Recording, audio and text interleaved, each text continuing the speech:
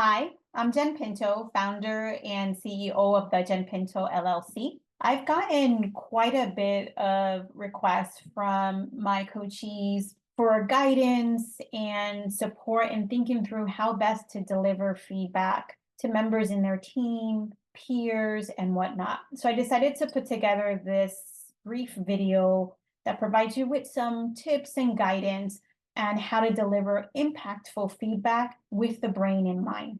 The overall objectives of this video is really to help you define what effective feedback is in general and specifically to you, to help you think through and consider various factors when determining what's the best approach for delivering feedback, depending on the individual that you're delivering the feedback to and the type of feedback you're delivering. We wouldn't be Legend Pinto LLC if we didn't give it a little neuropsychology spin. So we will talk a bit about what's going on in the brain, and then we'll close it out with just some steps and recommendations of what you can do before, during, and after the feedback session to just improve the overall effectiveness of that engagement. So let's start off with defining it. So if we look at natural definition, feedback or giving feedback is really all around providing people with information and insights about their performance, their behavior, and their contributions as they relate to the company's or team's goal. So again, a few key things here. It's about providing the information and the insights. And we're going to talk about that a little later. If you don't provide those specific data points and insights, then it's really not feedback. So that's a critical step in giving feedback. So as you think about that definition, I'd like you to take a minute, hit pause on this video, and think about and jot down on your phone, on your laptop, on paper, what are some additional competencies, skills, and or behaviors that may be needed to give effective feedback. I would also like you to think about a time in the past where you've had to deliver feedback to someone, and how did that go? What did it look like? What worked well? What didn't go so well? Then I want you to flip that and think about a time in the past where you've received feedback from someone else. How did that go? What landed well for you and what didn't land so well for you? What could the giver of the feedback have done differently so that you would have accepted the feedback better, or so that the feedback would have landed more effectively? And then lastly, I want you to reflect on what else do you think should be considered when determining your feedback approach. So hit pause, take some time to reflect on that, and then when you're ready to go ahead and hit play. Welcome back. I hope you have some really good insights and nuggets on there based off of the reflection that you just did. I am sure that as we move on to the next segment, that you're going to find some correlation between the notes that you captured here and what I'm about to share with you. So let's dive in. So what's a model that we leverage at the Jen Pinto LLC for giving feedback? Our feedback model really looks at two factors. First factor being the complexity of the feedback. So how complex is the feedback that you're about to give to the individual?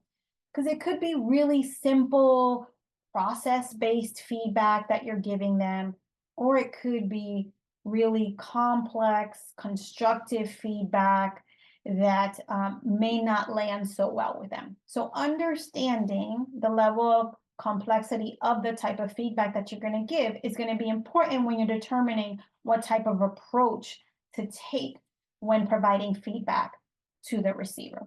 The other thing to take into account is what is the level of readiness of the receiver to actually receive that information, right? Are they apprehensive? Are they open to feedback? Those types of things needs to be taken into account as you're preparing, because if you're going into an engagement or a conversation where the person's on the lower end of readiness to receive feedback, then the approach that you're going to take will vary versus if you're talking to somebody who is at a high level of readiness to receive the feedback. So let's dive into complexity of feedback. So what makes feedback either high complexity or low complexity? Let's start at the top. When feedback is categorized as high complexity, it could negatively impact the receiver's sense of self or social identity. We have a fundamental human need to protect our sense of self, how we view ourselves, right? And we tend to view ourselves in a very positive light. And we have a human need to belong to a tribe or an in group or a social group. So whenever our sense of self or our membership in our in group or tribe gets threatened, it could trigger us into a self-protection mode, which would potentially close us off to receiving any feedback that is being given.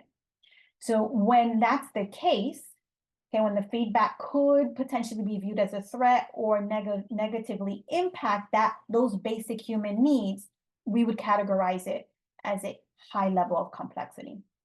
Also, if the feedback that's going to be provided provides high exposure to the individual or is highly visible, meaning they're about to get demoted and everybody's going to know about it, then that can trigger again that self-protection mode, because now I may be isolated from the tribe that I belong to, or the in group that I belong to, or the social group that I belong to. So that's considered high on complexity. If the feedback is going to require multiple follow-up discussions, a lot of reflection or touch points, then that's considered on the higher end of the complexity, because you want to be more detailed or thoughtful about how you approach it. If you feel that or think that the feedback is going to trigger an emotional response, that makes it higher on the complexity scale. Some examples may be constructive feedback, right? Because it's kind of a corrective feedback that you're giving the individual. So it could trigger an emotional response. It could negatively impact their sense of self. Performance improvement feedback as well. Behavioral feedback, ethical feedback, and creativity and innovation feedback. Those are some types of feedback that may skew more on the high level of complexity. If we look on the lower side of the complexity continuum, that type of feedback typically minimally impacts the receiver's sense of self or their self-perception, or it positively impacts it. So it reinforces how they view themselves. It could preserve or strengthen their sense of identity or their social identity within the team and social group.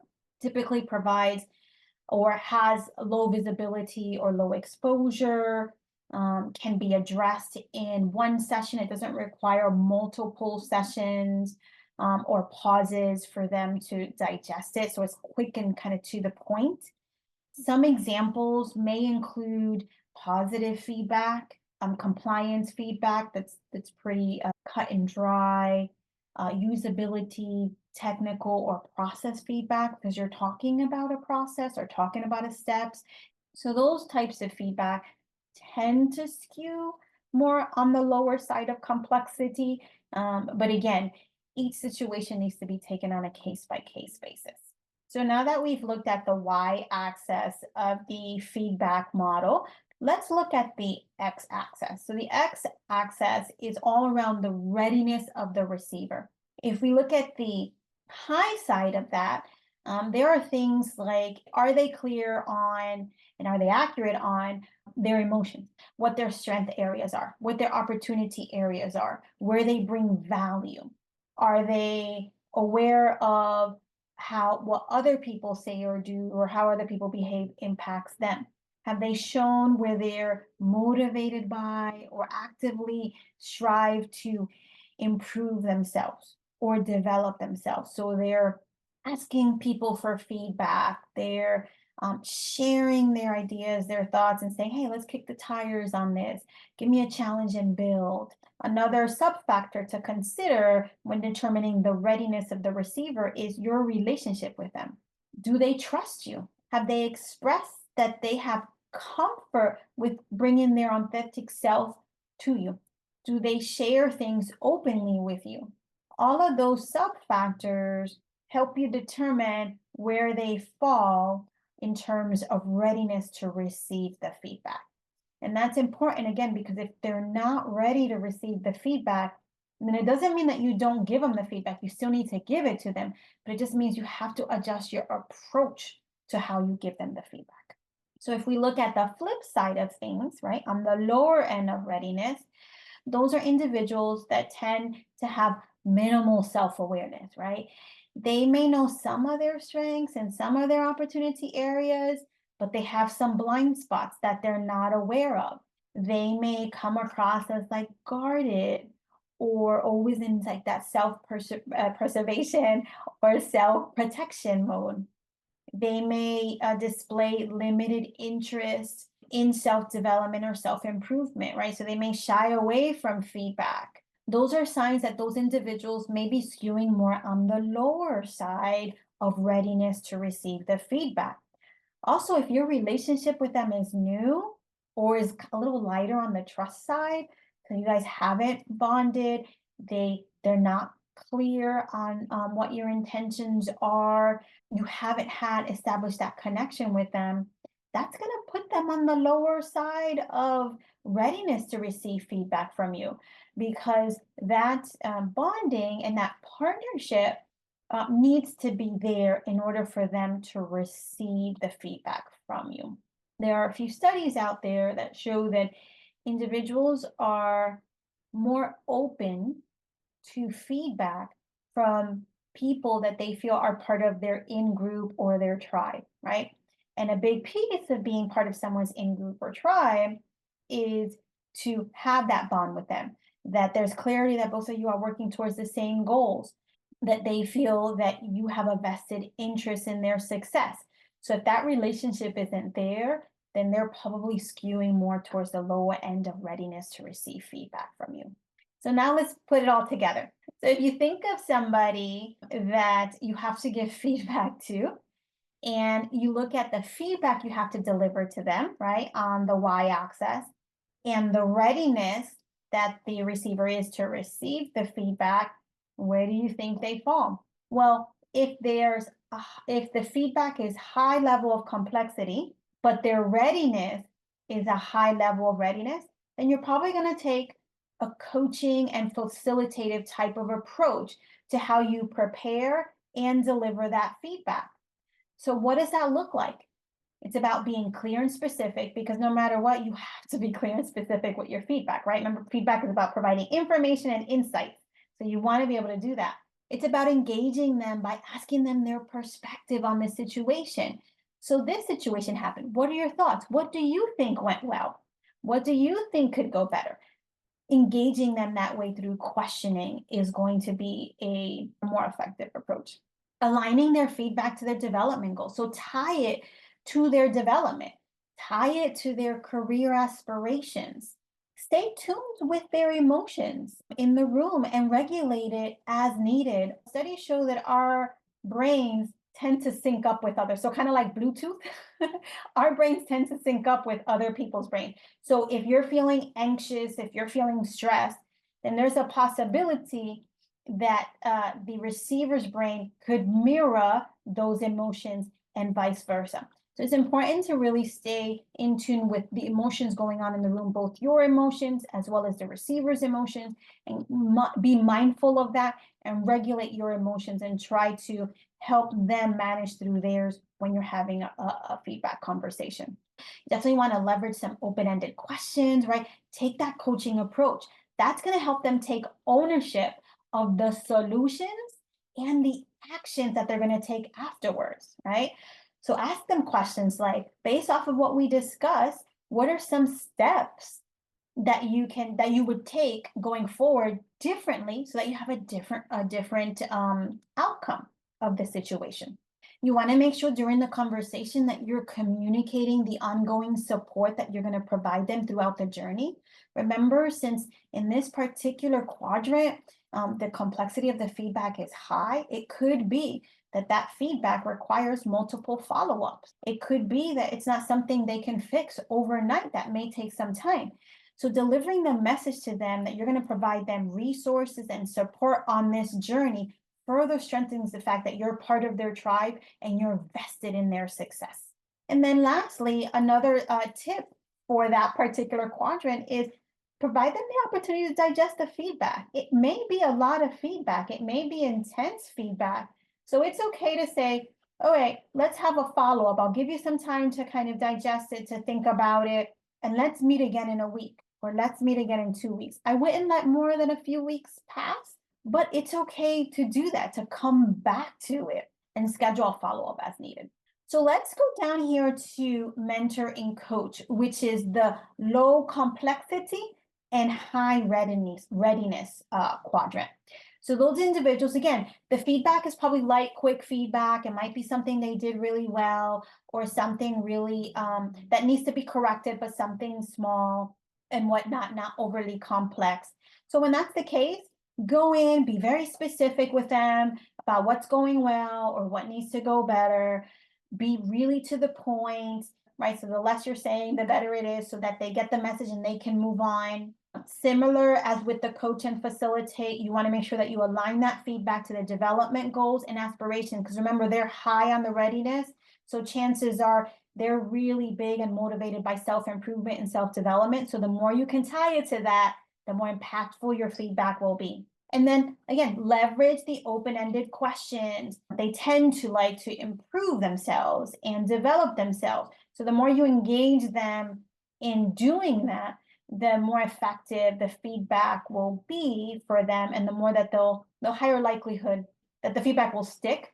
They'll learn from it, and then they'll apply the learnings in future situations.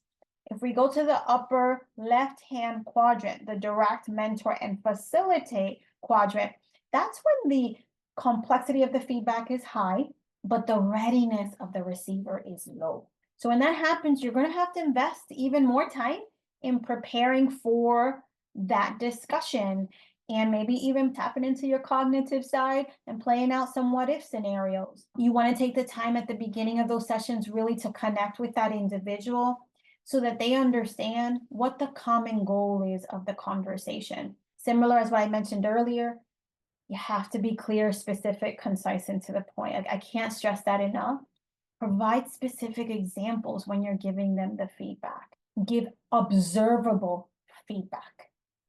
Actionable feedback, so that it really they can digest it and they know what to do.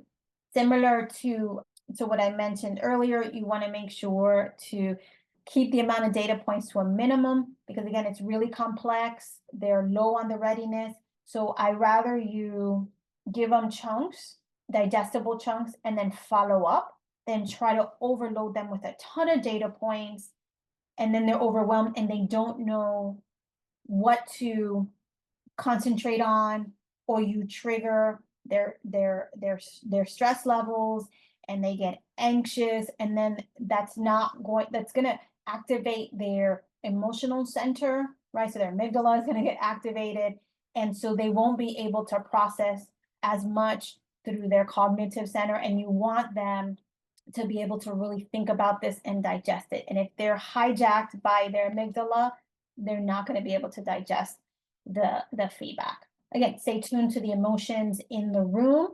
Emotional regulation is definitely going to be key when working in this quadrant. Reference some past experiences and successes.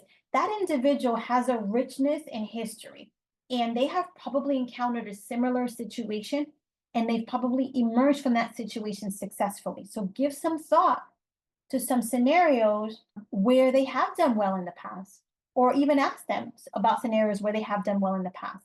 Tie it to success.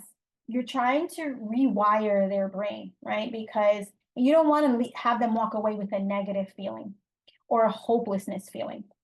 So if you can tie that experience to that current situation, to a past experience, that was successful, then you're triggering to their brain, hey, I can do this.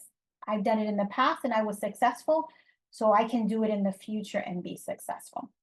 Communicate ongoing support. It's super, super important. I can't stress that enough as well. Individuals need to know that you're on their corner and that you're there to provide them support and resources to get through that, and that they're not alone. Again, having that social group is critical for us and is a core human need. So knowing that we have a tribe that's looking out for us is important. They still need to do their part. So you still need to hold them accountable to do their part, but knowing that you're there to enable them and to support them is important.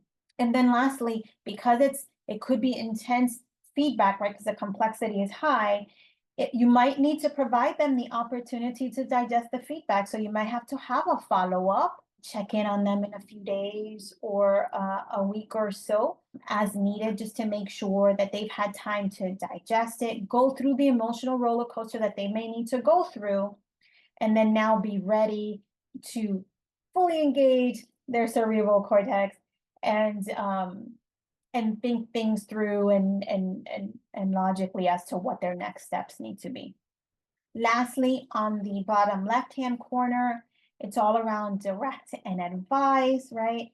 It's low complexity feedback. So it's just like a hit it and quit it kind of thing. You just need to give them targeted feedback, but they're still low on the readiness side of things. So because of that, that opening and establishing rapport at the beginning of the conversation, even if it's just brief, it's going to be important to kind of set them at ease. Again, being specific, concise, and to the point. Don't belabor it. Don't beat around the bush. Aligning the feedback to their development goals is going to be important. Studies show that if you align it to a performance goal, it doesn't land as well or as effectively as if you align it to one of their development goals. So how is this feedback going to help them get better in these areas so that they can be more effective in their role, so that they can develop their presentation skills, so that they can develop their strategic agility, tie it to their development goals. It's the whole WIFM, what's in it for me type of situation. And as I mentioned earlier, for this quadrant as well, tying it to past experiences, successes for individuals, especially that are lower on the readiness scale, is going to help the feedback land more effectively or be more palatable to them. So that's the giving feedback matrix. Again, it's meant to be a guide to help you as you're crafting your approach and your strategy to deliver feedback to others. So now let's take a little bit of time to internalize all the information you just received and reflect on it. So I'd like you to think about someone currently, and it could be in your work life or in your personal life, that you would like to give feedback to. So think about that person and jot down some strategies, either strategies that we talked about or new strategies that just sparked into your mind that you would put in place to prepare for that feedback session. And then also, what strategies would you put in place to leverage during the session? So go ahead and hit pause on the video and take a few minutes to really think about this and ideally jot it down.